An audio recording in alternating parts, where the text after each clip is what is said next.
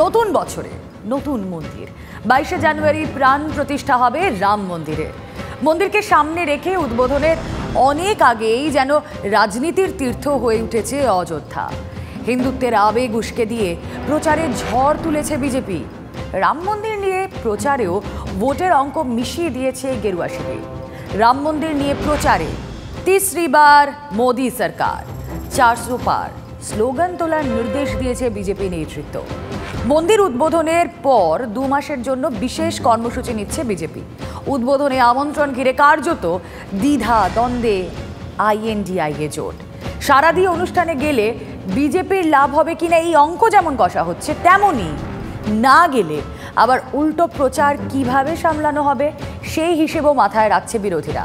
বিজেপির এই অযোধ্যা কৌশল সামলানোই এখন বিরোধীদের কাছে সবচেয়ে বড় চ্যালেঞ্জ। সব মিলিয়ে ভোটের বছরে অযোধ্যা নিয়ে পাকছে রাজনীতি। 24 লোকসভা ভোটের আগে দেশের নজর অযোধ্যায়। 22 জানুয়ারি রাম মন্দিরের মেগা উদ্বোধন। তার আগে হিন্দু সংস্কৃতিকে অযোধ্যার মাটিতে ফুটিয়ে তোলার সব রকম চেষ্টা চলছে। লোকসভা নির্বাচনে বিজেপির প্রচারের অন্যতম বড় অস্ত্র হতে চলেছে অযোধ্যায় রাম মন্দির নির্মাণ। রাম মন্দির নিয়ে বিজেপির সাংগঠনিক পরিকল্পনা কি হবে তা নিয়ে নতুন বছরের দ্বিতীয় দিনে উচ্চ পর্যায়ের বৈঠক করেন বিজেপি সভাপতি জেপি নাড্ডা। 22 জানুয়ারি মন্দির উদ্বোধনের পর 2 মাসের জন্য বিশেষ কর্মসূচি নিচ্ছে বিজেপি। 25 জানুয়ারি থেকে 25 মার্চ দেশের বুথ স্তরের বিজেপি কর্মীরা আসবেন অযোধ্যা দর্শনে। প্রত্যেক দিন যাতে অন্তত 50,000 বুথ কর্মী মন্দির দর্শন করতে পারে সেই লক্ষ্যে এগোচ্ছে বিজেপি। যাতায়াতের খরচ বহন করতে হবে বিজেপি কর্মীদের নিজেদেরই। তবে রাম মন্দির দর্শনের সময় ব্যবহার করা যাবে না বিজেপির পতাকা। কিন্তু রাম মন্দির সংক্রান্ত প্রচারের সময় तीसरी बार मोदी सरकार अब की बार मोदी सरकार 400 पार স্লোগান দিয়ে প্রচার করতে হবে। বিজেপির মেগা প্ল্যান বাস্তবায়িত করতে গুরু দায়িত্ব রেলমন্ত্রী অশ্বিনী বৈষ্ণবকে। দেশের মোট 430টি স্থান থেকে অযোধ্যার উদ্দেশ্যে ট্রেন যাবে। রাম মন্দিরে রামলালার প্রাণ প্রতিষ্ঠাকে ঘিরে রাজনীতির মহাযজ্ঞ। দেশের সব প্রান্ত থেকে বিজেপির বুথ স্তরের কর্মীদের রাম মন্দির দর্শন করানোর ব্যবস্থা করবে বিজেপি। একই সঙ্গে 100 দিনে চালানো হবে 1000 ট্রেন। বিশেষ দায়িত্ব নেবে রেল মন্ত্রক এবং সারা দেশ জুড়ে রাম মন্দিরকে ঘিরে লাগাতার প্রচার চলবে।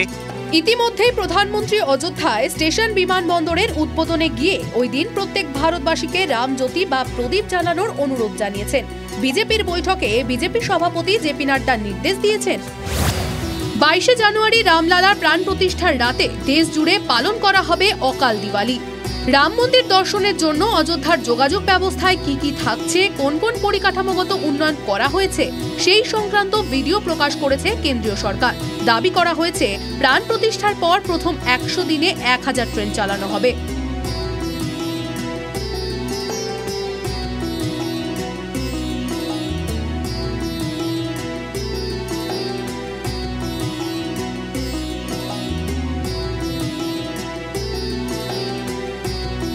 ইতিমধ্যে বিজেপি বুঝিয়ে দিয়েছে যাদের আমন্ত্রণ জানানো হয়েছে তারাই যেন 22 জানুয়ারি অযোধ্যায় যায়। যাদের আমন্ত্রণ করা হয়নি তারা ওই দিন বাড়িতেই প্রদীপ জ্বালাবেন। मेरा इतना ही निवेदन रहेगा कि 22 तारीख को जिनको निमंत्रण मिला है वो तो अवश्य जाएं, लेकिन उसके बाद आहिस्ता आहिस्ता जब अलग अलग दिनों में खुलेगा तो उस पर जाना चाहिए। पहले दिन ज़्यादा भीड़ ना हो क्योंकि वहाँ पे कार्यक्रम होगा, असुविधा किसी को ना हो। মন্দিরের উদ্বোধনে যাওয়া নিয়ে দ্বিধা দ্বন্দ্বে ভুগছে ইন্ডিয়া জোট। সিপিএম এর সাধারণ সম্পাদক সীতারাম ইয়েচুরি স্পষ্ট করে দিয়েছেন তিনি যাবেন না। তৃণমূল নেত্রী মমতা বন্দ্যোপাধ্যায় যে যাবেন না তার ইঙ্গিত দিয়েছে দল, কিন্তু কংগ্রেস কি করবে তা এখনো স্পষ্ট হয়নি। বিরোধী জোটের অন্যান্য দলগুলি এক্ষেত্রে অবস্থান এক এক রকম। বিরোধীদের অভিযোগ মন্দিরকে সামনে রেখে হিন্দুত্বের পালে হাওয়া তোলার লক্ষ্যে এগোচ্ছে বিজেপি। ধর্মের নামে তারা যে রাজনীতি করছে এটা ভারতবর্ষের মানুষ খুব ভালো বোঝে এবং এটাকে তারা অস্ত্র করে নির্বাচনের জন্য একটা ফান্ড কালেকশনও করছে। যে কারণে মন্দির সম্পূর্ণ হওয়ার আগেই আজকে তারা শুধু প্রচার সর্বস্ব নরেন্দ্র মোদী মহোদয়ের হাত দিয়ে আরেকবার তারা রাজনৈতিক প্রচার শুরু করবে বলে আনুষ্ঠানিক উদ্বোধন করছে। হয়েছে, কিন্তু ধর্মের নামে বিভাজনের রাজনীতি বিজেপি আর যতই করুক ভারতবর্ষের মানুষের মন আর বলবে না। 22শে জানুয়ারি রাম মন্দিরের প্রাণ প্রতিষ্ঠা হবে। অযোধ্যায় তৈরি হতে চলা সেই মন্দিরকে কেন্দ্র করেই একসময় রাম ভক্তদের স্লোগান ছিল মন্দির ওহি বানায়েঙ্গে, অর্থাৎ মন্দির ওখানেই তৈরি হবে। অনেকটা একই কথা বললেন ভেঙ্কটেশ প্রসাদ। ভারতের প্রাক্তন পেসারকে তার এক্স হ্যান্ডেলে একজন জানতে চান 2024 সালে কি হবে। উত্তরে ভারতের প্রাক্তন পেসার সমাজ মাধ্যমে লেখেন মন্দির ওহি বননে ওয়ালে হ্যায়, অর্থাৎ মন্দির ওখানেই তৈরি হচ্ছে। রাম মন্দিরের কথা না বললেও ইঙ্গিত যেন সেদিকে। ইতিমধ্যেই প্রসাদের কাছে আমন্ত্রণ পত্র চলে এসেছে। মন্দির উদ্বোধনের পর একগুচ্ছ কর্মসূচি। রাম মন্দিরের সঙ্গে তিসরি বার মোদী সরকার 400 পারের স্লোগান জুড়ে দেওয়া। 24-এর ভোটে রামের রশিতে কি টান দিতে চলেছে বিজেপি? কিভাবে সেই চ্যালেঞ্জ সামলাবে বিরোধীরা? ভোটের আগে এই নিয়েই কৌতূহল দেশ জুড়ে। Bureau report, TV9 Bangla. Ram মন্দির উদ্বোধন ঘিরে রাজনীতির দড়ি টানাটানি। যাই হোক, এখন থেকেই অযোধ্যা যেন প্রাসাদ নগরীতে পরিণত হয়েছে। মন্দিরের বিরাট কর্মযজ্ঞে যারা যুক্ত তাদের একটুও থামার সময় নেই। মূর্তি থেকে মন্দিরের দরজা জানালা সবেতেই নিপুণ হাতের ছোঁয়া, কাজকর্মে অন্যরকম ছাপ। বিশ্বের সব থেকে বড় মন্দিরে বসছে বিশালাকার ঘণ্টা, যার আওয়াজ নাকি পৌঁছবে 10 কিলোমিটার। দেশবাসীর দান করা ইটও ব্যবহার হয়েছে মন্দির নির্মাণে। আর বদলে যাওয়া অযোধ্যায় ছাপ পড়েছে সরজু নদীর তীরে। লাইট অ্যান্ড সাউন্ড তো রয়েছে, তার সঙ্গে দর্শনার্থীদের উপরি পাওনা কি জানেন? সন্ধ্যা আরতি।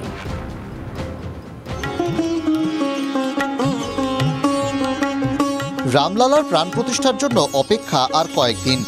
কাউন্টডাউন একেবারে শেষ পর্যায়ে। ঐতিহাসিক মুহূর্তের সাক্ষী থাকতে চলেছে দেশ। কিছুদিন আগে অযোধ্যা বিমানবন্দর ও স্টেশন উদ্বোধনে গিয়ে সেই আবেগ উস্কে দিয়েছিলেন প্রধানমন্ত্রী। নির্ঘণ্ট অনুযায়ী 22শে জানুয়ারি সূর্য মধ্য গগনে থাকাকালীন উদ্বোধন হবে বিশ্বের সব থেকে বড় রাম মন্দিরের। রামলালা অর্থাৎ রামচন্দ্রের শিশুবেলার কল্পিত রূপের প্রাণ প্রতিষ্ঠা হবে। প্রাণ প্রতিষ্ঠা হওয়ার অনুষ্ঠানে উপস্থিত থাকবেন খোদ প্রধানমন্ত্রী নরেন্দ্র মোদী। এছাড়াও দেশ বিদেশের বিশিষ্টজনদের এই অনুষ্ঠানে উপস্থিত থাকার জন্য আমন্ত্রণ জানানো হয়েছে। রামায়ণে কথিত আছে, মৃত্যু সঞ্জীবনীর খোঁজে হনুমান কাঁধে করে গন্ধমাদন পর্বত তুলে নিয়ে এসেছিলেন। এখানেও রামলালার মূর্তি তৈরির জন্য উপযোগী পাথর কি হবে তা খুঁজতে কার্যত গন্ধমাদনের মতোই একাধিক পাথর তুলে আনতে হয়েছে এই অযোধ্যা। এই মুহূর্তে আমরা যে জায়গায় দাঁড়িয়ে রয়েছি সেই জায়গা রাম মন্দিরের বিভিন্ন প্রান্তে যে মূর্তি বসবে সেই মূর্তির কার্যশালা। এখানে ছোট ছোট মূর্তির মাধ্যমে রামায়ণের বিভিন্ন অধ্যায়, বিভিন্ন গল্পের মূর্তির মাধ্যমে ফুটিয়ে তোলা হয়েছে। সেই ঐতিহাসিক কর্মকাণ্ডের সাক্ষী হতে কেউ কয়েকশো কিলোমিটার সাইকেল চালিয়ে যাচ্ছেন অযোধ্যায়, কেউ আবার হেঁটে। রাম মন্দির উদ্বোধনের অনেক আগে থেকেই এভাবেই আবেগের বিস্ফোরণ দেশ জুড়ে। মন্দিরের কাজ হচ্ছে কিভাবে? এই দ্বার রাম মন্দিরের মূল গর্ভগৃহের দ্বার, যা সম্পূর্ণভাবে তৈরি হয়ে গিয়েছে। এর ওপরে কপারের প্লেট বসবে এবং তার পরবর্তী ক্ষেত্রে এর ওপরে সোনার পাত বসানো হবে। 12 फुट अलग है, वो हाइट 9 फुट का, वो 4 दरवाजे बोल्डिंग करने के लिए बना के रखा है। अभी इसको ऊपर कॉपर प्लेट पूरा बंद करके उसको ऊपर गोल्ड बनाने के लिए अभी सब तैयार है। রাম মন্দির নির্মাণের জন্য দেশবাসীর কাছে ইট চেয়েছিল ট্রাস্ট। বিভিন্ন প্রান্ত থেকে আসা ইট দিয়ে তৈরি হয়েছে রাম মন্দির। অর্থাৎ যেখানে আমরা দাঁড়িয়ে রয়েছি সেখানেই সেই ইট জমা রাখা হতো।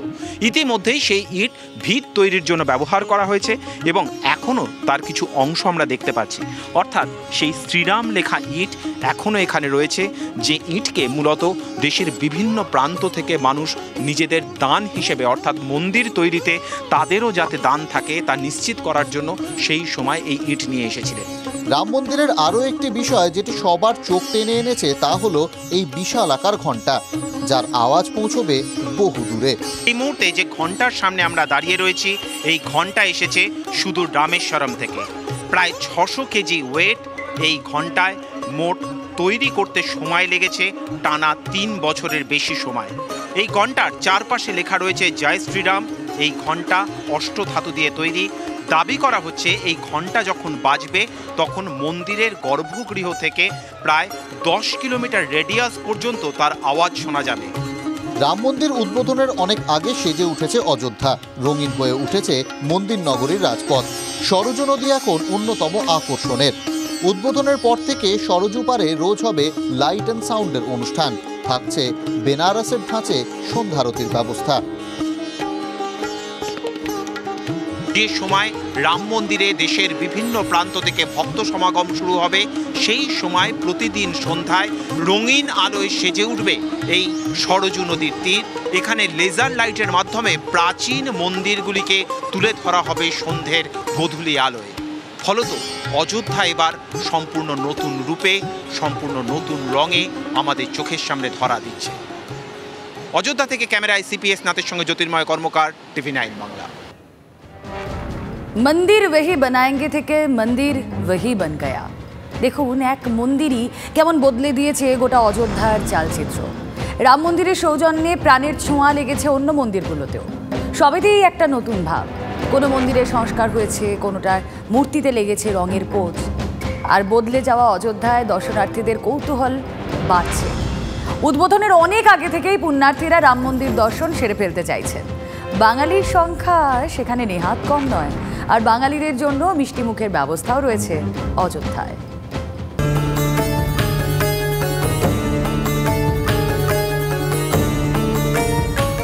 রাম মন্দির নির্মাণের সঙ্গে সঙ্গে অযোধ্যায় অজস্র মন্দিরের পুনর্নির্মাণ। এক মন্দির বদলে দিয়েছে গোটা অযোধ্যাকে। রামলালার কৃপায় এক সময়ের ঘুমন্ত নগরী জেগে উঠেছে। প্রাসাদ নগরী হয়ে উঠতে চলেছে উত্তরপ্রদেশের অন্যতম প্রাচীন এই জনপদ। তার ফলে ব্যবসায়ী, হোটেল মালিকদের যেমন লক্ষ্মী লাভ, তেমনই শ্রী ফিরছে অযোধ্যার অন্য মন্দিরগুলোতেও। রামলালার প্রতিষ্ঠার আগে অযোধ্যার বাকি মন্দিরগুলোতেও চলছে ঝাড়পোঁছ। যখন সারা বিশ্বের নজর রয়েছে রাম মন্দির নির্মাণের দিকে, তখন রাম মন্দিরকে ঘিরে এই অযোধ্যা নগরীতে অসংখ্য ছোট ছোট যে প্রাচীন মন্দিরগুলি রয়েছে, সেই মন্দিরগুলিকেও প্রতি মুহূর্তে সংস্কার করা হচ্ছে, তারও পুনর্নির্মাণ করা হচ্ছে। मोहर बना है, सूर्य का नक्श बना है, तोता बना है, ये सब बना हुआ है। इसमें ये जैसे आप देख रहे हैं, ये कलर की फोटो ये बनी है, पत्ती बनी है, ये सब पुराने नवाबों के टाइम की बनी हुई है। इसको हम संभालने का काम करते हैं, ना कि हम इसको पुनः बनाएं। মূল লক্ষ্য অযোধ্যা নগরীর বিভিন্ন প্রান্তে প্রান্তে ঘুরলে আদতে ভারত দর্শন সম্পূর্ণ হবে।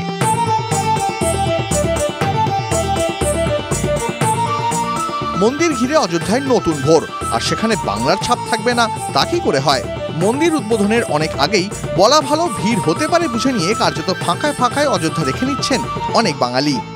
এখনো পর্যন্ত মন্দির নির্মাণের কাজ শেষ হয়নি, কিন্তু ইতিমধ্যেই দেশের বিভিন্ন প্রান্ত থেকে মানুষ অর্থাৎ ভক্ত সমাগম শুরু হয়ে গিয়েছে এই অযোধ্যা নগরীতে। পিছিয়ে থাকবে কেন বাঙালি?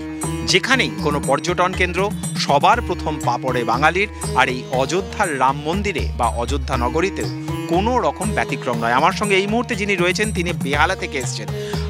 কেমন ঘুরে দেখছেন অযোধ্যা? খুব ভালো, খুব ভালো। কি কি দেখলেন? ইয়ে রাম মন্দির নতুন যে হচ্ছে ওটা দেখলাম, হনুমান মন্দির দেখলাম। আগে এসেছিলেন অযোধ্যায়? ফার্স্ট টাইম আসা এখানে। আমরা অ্যাকচুয়ালি একটা ট্যুরে বেরিয়েছি, বারাণসী হয়েছে, প্রয়াগরাজ হয়েছে, অযোধ্যা এন্ড করে কালকে বাড়ি ফিরবো। কাল লখনৌ হয়ে বাড়ি ফিরবো। অনেক তীর্থস্থান তো দেখেছেন, সেখানে এই অযোধ্যাকে আলাদা করে একটু অন্যরকম মনে হচ্ছে কি? এখন তো অন্যরকম মনেই হচ্ছে। এমন অনেক বাঙালি আছেন যারা উদ্বোধনের আগেই পৌঁছে যেতে চান অযোধ্যায়। এই যেমন মালদা শহরের দুই যুবক রবি বিশ্বকর্মা ও অভিজিৎ বাসফোর। বিমান, ট্রেন বা বাস নয়, রবি অভিজিতের ভরসা 2 চাকা। প্রায় 850 কিলোমিটার সাইকেল চালিয়ে 22 জানুয়ারির আগেই পৌঁছে যাওয়ার টার্গেট রয়েছে দুজনের। 22 जनवरी 2024 का जो प्राण प्रतिष्ठा का जो प्रोग्राम रखा गया है, उसमें शामिल होने हम लोग जा रहे हैं। हमारे मालदा के जितना भी युवा हैं, सनातन भाई हैं, हिंदू भाई हैं, सबके समर्थन से हम लोग जा रहे हैं।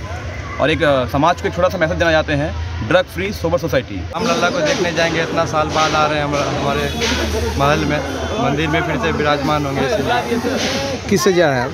साइकिल से जा रहे हैं, साइकिल यहाँ से यहाँ से मकर? हाँ, यहाँ से मालदा टाउन रेलवे स्टेशन से। মন্দির উদ্বোধনের আগেই অযোধ্যায় ঝাঁকে ঝাঁকে আসছেন বাঙালিরা। উদ্বোধনের পর সংখ্যাটা কোথায় পৌঁছবে কে জানে। বাঙালিদের রসনা তৃপ্তির সব রকম ব্যবস্থাই রয়েছে অযোধ্যায়। উত্তরপ্রদেশের সুদূর অযোধ্যাতেও মিষ্টি মানে বাঙালির মিষ্টি। এই মুহূর্তে আমরা যেখানে দাঁড়িয়ে রয়েছি একেবারে রাম মন্দির থেকে কার্যত ঢিলছোড়া দূরত্বে, সেখানে বাঙালি সুইট সেন্টার, অর্থাৎ বাঙালির মিষ্টি কিন্তু থাকছে একেবারে রাম মন্দিরের ঠিক বাইরে। আমার সঙ্গে যিনি রয়েছেন তার বাবা একসময় বাংলায় কাজ করতেন, ফলত সেই জায়গা থেকেই ভাবনা যে বাঙালি যারা আসবেন নিজেদের স্বাদের মিষ্টি যেন এখানে মিষ্টি মিষ্টি কি পাওয়া যায়? মিষ্টি খুরচন পেড়া আছে আর রসগোল্লা जो बंगाले দমে খায়, দমে প্রসিদ্ধ আছে পশ্চিম বঙ্গালে, আর এখানে দমে চলে খুরচন পেড়া। 22শে জানুয়ারি উদ্বোধন হবে বিশ্বের সবথেকে বড় রাম মন্দিরের। প্রাণ প্রতিষ্ঠা পাবে রামলালার। সারা দেশ থেকে অযোধ্যায় আসা দর্শনার্থীরা বলছেন, রামলালার কৃপায় নগরী এখন ধীরে ধীরে হয়ে উঠছে আস্থার নগরী। অযোধ্যা থেকে জ্যোতির্ময় কর্মকারের রিপোর্ট, TV9 বাংলা।